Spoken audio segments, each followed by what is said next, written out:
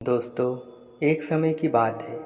एक भोला भाला व्यक्ति अपनी पत्नी के साथ गांव से किसी काम की तलाश में शहर आया।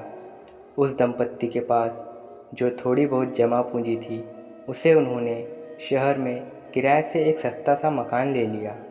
काफ़ी समय बीत गया था, लेकिन काम नहीं मिल पा रहा था।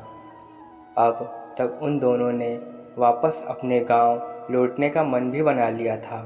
एक दिन की बात है, जब वह व्यक्ति काम की तलाश में कहीं जा रहा था, तो रास्ते में उसने देखा कि एक धार्मिक स्थल पर निर्माण कार्य चल रहा था।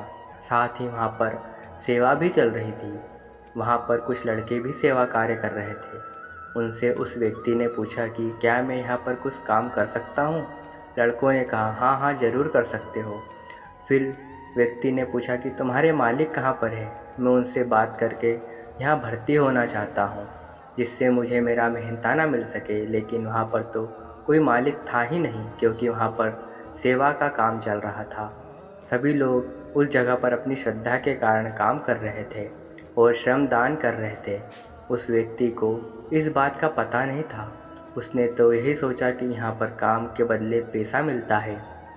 लड़कों को एक शरारत सूझी। वे बोले, हमारे मालिक तो किसी काम से शहर से बाहर गए हैं।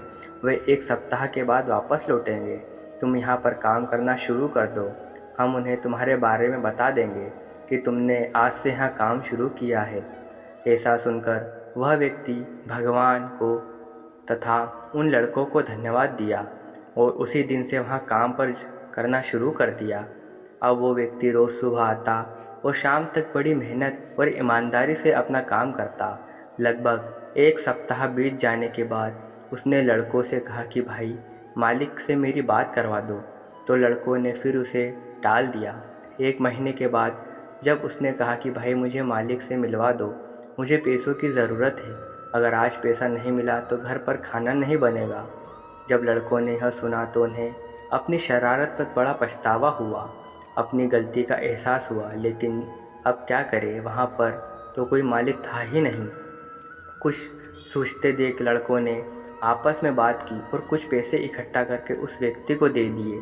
जब व्यक्ति घर चला गया तो उस लड़कों ने फैसला किया कि कल उस व्यक्ति को सब कुछ सच बता देंगे और माफ़ी मांग लेंगे। अगले दिन जब वह काम पर आया तो सभी उसे बोले कि भाई, हमें माफ़ कर दो, हमसे बड़ी भूल हो गई। ऐसा कहकर उन्होंने उस व्यक्ति को सारी बात बता दी। वे बोले, हमने तो ऐसा ही मजाक में तुमसे मालिक की बात कही थी। ये सुनकर वह बोला कि भाई, मजाक तो आप लोग कर रहे हैं। ये सुनकर सभी आश्चर्य में पड़ गए। उस व्यक्ति के आगे ही हमारे मालिक तो सचमुच बहुत ही अच्छे और दयालु व्यक्ति हैं। फिर उसने पूरी बात बताना शुरू की। वह बोला, कल जब मैं अपने घर पहुंचा तो मेरी पत्नी ने मुझे बताया कि आपके मालिक आज दोपहर को आए थे और बोले कि तुम्हारा पति बड़ी मेहनत और ईमानदारी से अपना काम करता है, और ऐसा कहकर वह पूरी एक महीने के पगार और एक महीने का राशन देकर गए हैं। ऐसा कहकर वह व्यक्ति अपने मालिक को धन्यवाद देकर फिर से अपने काम में जुट गया।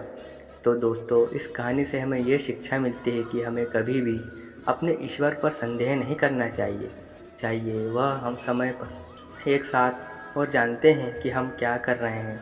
हमारे इष्ट यह भी जानते हैं कि उन्हें कब किस व्यक्ति को कितना और क्या देना है।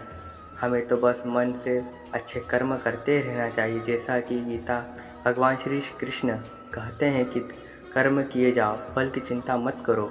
उम्मीद करते ही आपको यह कहानी पसंद आई होगी। धन्यवाद दोस्तों। हमारी कहानी पसंद आई हो तो वीडियो को लाइक और चैनल को सब्सक्राइब कर दीजिएगा।